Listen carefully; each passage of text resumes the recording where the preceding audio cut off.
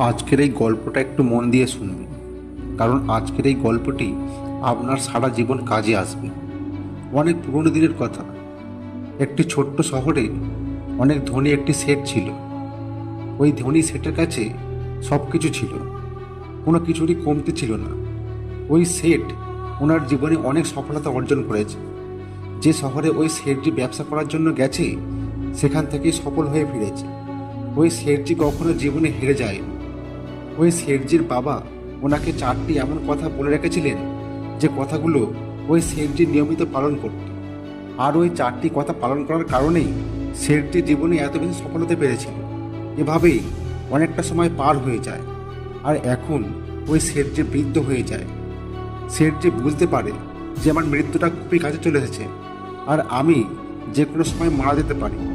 এছাড়া ওই শেঠজি জানতো যে তার ছেলেটা একটু ভোলা টাইপের। এই কারণে শেঠজি তার ছেলেকে নিজের কাছে ডাকে আর বলে, আমি আমার বাবার কাছ থেকে যে 4টি কথা শিখেছিলাম, আর এই 4টি কথাকেই আমি আমার সারা জীবন পালন করেছি। আর এই 4টি কথা অনুসরণ করার কারণেই আজ আমি আমার জীবনে এত বেশি সফল হতে পেরেছি। কিন্তু আমি চাই তুমি আমার থেকে অনেক বেশি এগিয়ে যাবে। তুমি আরও বেশি ধনসম্পদ রোজগার করবে এবং নিজের নাম বড় করবে। আর এর জন্য আজ আমি তোমাকে এই পৃথিবীর 4টি এমন গুরুত্বপূর্ণ কথা বলতে যাচ্ছি যা আমাকে আমার বাবা বলেছিল। আর ওই কথাগুলোকে পালন করেই আমি জীবনে এতটা সফল হতে পেরেছি। আর এখন তুমিও যদি এই 4টি কথাকে তোমার জীবনে পালন করো, তাহলে তুমিও তোমার জীবনে অনেক বেশি সফল হতে পারবে। এরপর ওই শেঠজি বলে, সবার প্রথম কথা হলো কাজের মধ্যে ছায়াতে যাবে এবং ছায়াতেই ফিরে আসবে। দ্বিতীয় কথা হলো নিজের বাড়ির চারপাশে চামড়ার বাঁধ রেখে দেবে। তৃতীয় কথা হলো খাবার খাবার সবসময় মিষ্টি করে খাবে। এবং চতুর্থ কথা হলো নিজের স্ত্রীকে সবসময় বেঁধে রাখবে। এটা বলেই শেঠজি নিশ্চিন্ত হয়ে যায়, কারণ সে জানতো তার এই কথাগুলোকে তার ছেলে অবশ্যই পালন করবে। আর কিছুদিন পরেই ওই শেঠজি মারা যায়। আর নিজের বাবা মারা যাবার পরে ওই ছেলেটি এই 4টি কথাকে একটি কাগজের মধ্যে লিখে নেয়, যাতে সে এই 4টি কথা কখনোই ভুলতে না পারে। আর এরপর ছেলেটি 4টি কথাকে নিজের জীবনে পালন করা শুরু করে। প্রথম যে কথাটি ছেলেটির বাবা বলেছিল, কাজের মধ্যে ছায়াতে যাবে এবং ছায়াতেই ফিরে আসবে।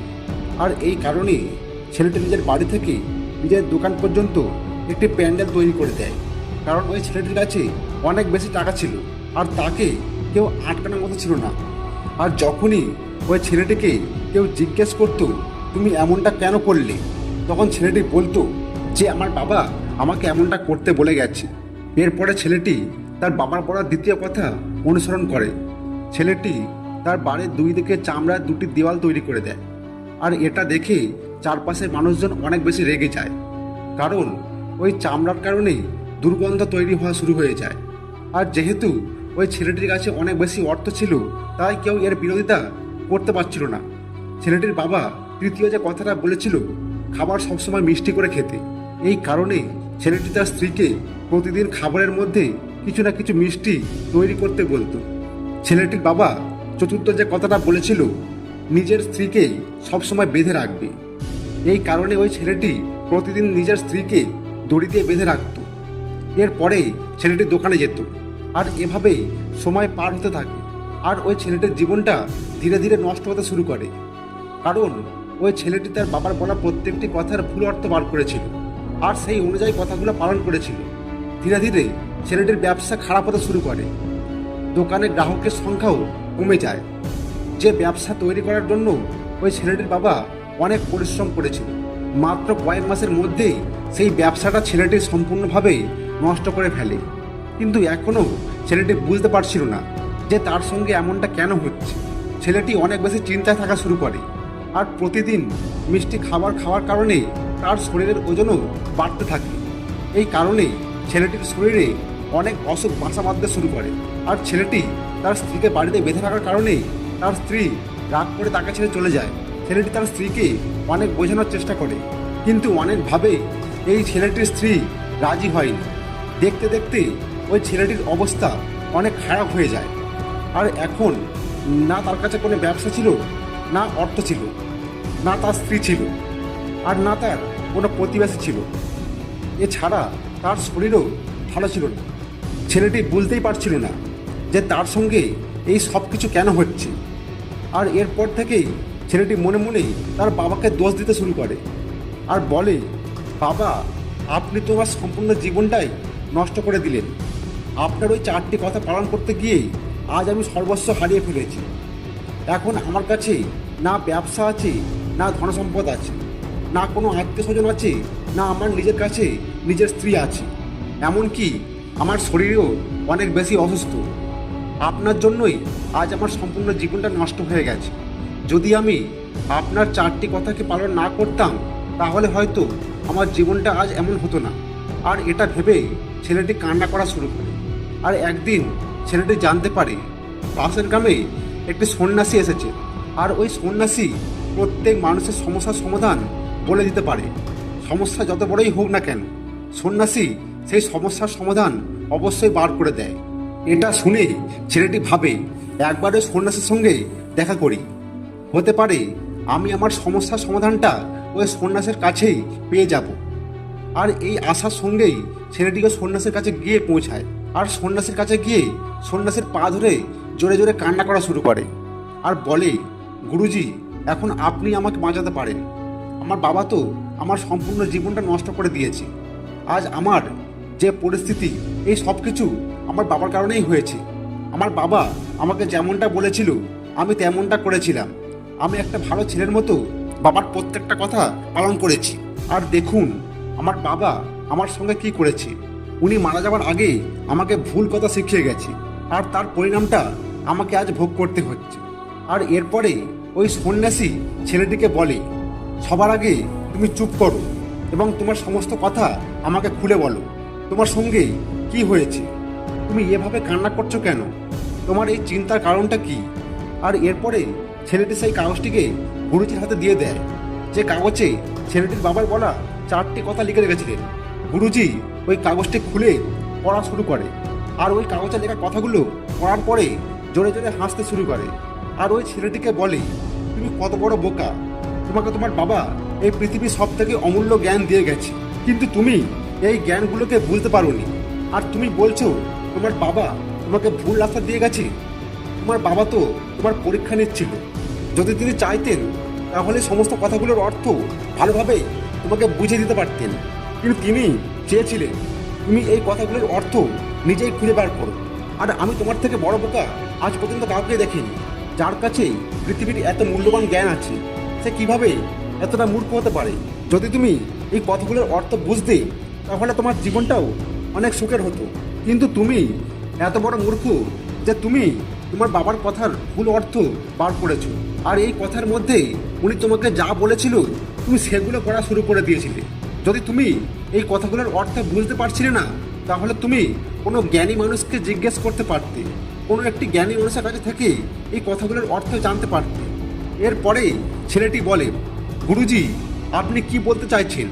আমি কি আমার বাবার কথাগুলোকে সঠিকভাবে বুঝতে পারিনি? যদিও এই কথাগুলোর মধ্যে বোঝার কি আছে, কারণ উনি তো সব কিছু পরিষ্কারভাবেই বলেছেন, আর আমি সেই কথাগুলোকেই সেভাবেই পালন করেছি। তাহলে এখানে আমি ভুল কি করলাম? এরপরে গুরুজি বলে, এখানে সেই কথাগুলোই বলা হয়েছে। এই কথার পেছনে একটি গভীর অর্থ আছে, যে অর্থগুলো তুমি বুঝতে পারোনি। এই কারণেই তোমার জীবনটা আজ এমন হয়ে গেছে। কিন্তু এখনও সব কিছু শেষ হয়ে যায়নি। তোমার কাছে এখনও সময় আছে। তুমি যদি চাও আজ থেকে পরিশ্রম করে পুনরায় তোমার জীবনটা পরিবর্তন করতে পারবে। এরপরে ছেলেটি বলে, ঠিক আছে গুরুজি, দয়া করে আপনি আমাকে এই 4টি কথার অর্থ বুঝিয়ে দিন। এরপরে গুরুজি বলে, তোমার বাবা তোমাকে বলেছিল কাজে ছায়াতে যাবে এবং ছায়াতে ফিরে আসবে। এর অর্থ হলো তোমাকে সূর্য ওঠার আগেই দোকানে পৌঁছাতে হবে এবং সূর্য ডোবার পরে তোমাকে বাড়ি ফিরে আসতে হবে, যাতে তুমি দোকানে বেশি সময় দিতে পারো, যাতে তোমার ব্যবসাটা অনেক বড় হতে পারে। কিন্তু তুমি তো এই কথাটির ভুল অর্থ বুঝেছো। তুমি তো তোমার বাড়ি থেকে শুরু করে দোকান পর্যন্ত একটি প্যান্ডেল তৈরি করে দিয়েছো, যাতে তুমি ছায়ার মধ্যে আসতে পারো এবং ছায়ার মধ্যে যেতে পারো। এখন তুমি বলো, তুমি কি তোমার বাবার ওই কথাটির সঠিক অর্থ বুঝতে পেরেছিলে? এটা শোনার পরে ছেলেটি জোরে জোরে কান্না শুরু করে দেয়। আর ছেলেটি বলে, গুরুজি, আমারই ভুল ছিল।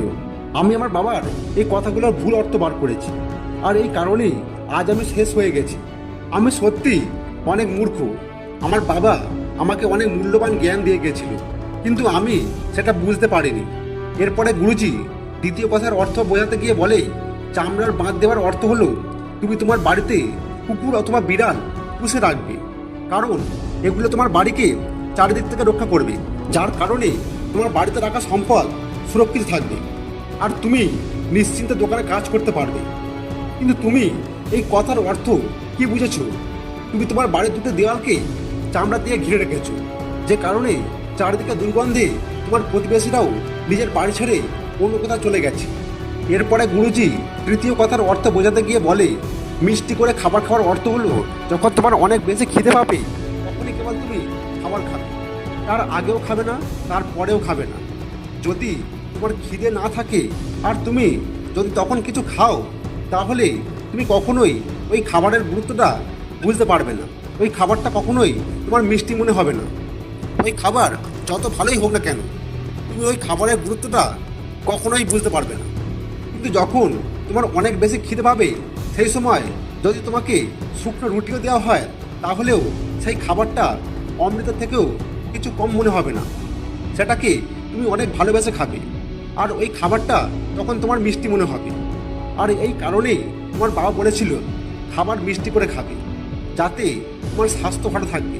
কিন্তু তুমি এই কথাটির ভুল অর্থ বার করেছো আর তুমি রোজ মিষ্টি খাবার খাওয়া শুরু করেছো, যে কারণে তোমার ওজনটা বেড়ে গেছে আর এই কারণেই তোমার শরীরে অনেক রোগ প্রবেশ করেছে। এরপরে গুরুজি চতুর্থ কথাটির অর্থ বোঝাতে গিয়ে বলেছে, স্ত্রীকে বেঁধে রাখার অর্থ এটা নয় যে তুমি রোজ দড়ি দিয়ে তোমার স্ত্রীকে বেঁধে রাখবে, বরং এর অর্থ হলো যখন তোমাদের মধ্যে কোনো একটি কথা নিয়ে মত পার্থক্য তৈরি হবে, তখন তুমি তোমার স্ত্রীর হাতটা ছেড়ে দেবে না। নিজের সম্পর্কে সবসময় বেঁধে রাখা খুবই দরকার। নিজের সম্পর্ককে খুলে দেওয়া উচিত নয়, তা না হলে ওই সম্পর্কটা তোমার হাত থেকে দূরে চলে যাবে। আর আমাদের মধ্যে বেশিরভাগ মানুষ ঠিক এই ভুলটাই করে, আর এই কারণেই অনেকে নিজের সম্পর্ককে হারিয়ে ফেলে। আর এই ভুলটা তুমিও করেছো। তুমি তো তোমার স্ত্রীকে দড়ি দিয়ে বেঁধে রেখেছিলে, তাহলে সে কি করে তোমাকে ক্ষমা করবে? আর এটাই হলো কারণ যে তোমার স্ত্রী তোমাকে ছেড়ে চলে গেছে। তুমি তোমার স্ত্রীর সঙ্গে যেটা করেছো সেটা ক্ষমার যোগ্য নয়, কিন্তু তোমাকে তোমার স্ত্রীর কাছে ক্ষমা চাওয়া দরকার, কারণ তুমি অনেক বড় ভুল করেছো। আর তাই তুমি যাও আর তোমার স্ত্রীর কাছে ক্ষমা চাও। আর এই ছিল এই 4টি কথা যা তোমার বাবা তোমাকে বোঝাতে চেয়েছিল, কিন্তু তুমি এই প্রত্যেকটি কথার ভুল অর্থ বুঝেছো। আর এই কারণেই তোমার অবস্থাটা আজ এমন হয়ে গেছে। কিন্তু এখনো তোমার কাছে অনেক সময় আছে। যদি তুমি আজ থেকে এই 4টি কথাকে সঠিকভাবে পালন করা শুরু করো, তাহলে তুমি তোমার জীবনে আরও একবার সেই সব কিছু অর্জন করতে পারবে যা কিছু তুমি হারিয়েছো।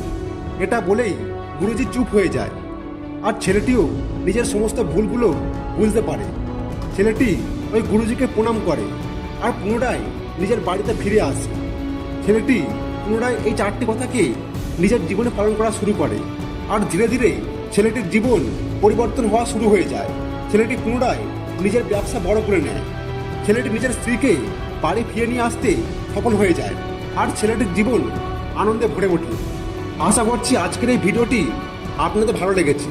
আর এই গল্প থেকে যদি আপনারা মূল্যবান কিছু শিখে থাকেন, তাহলে অবশ্যই ভিডিওটি লাইক, শেয়ার, সাবস্ক্রাইব করতে ভুলবেন না। তাহলে দেখা হচ্ছে নেক্সট ভিডিওতে। ততক্ষণে জয় হিন্দ, জয় ভারত।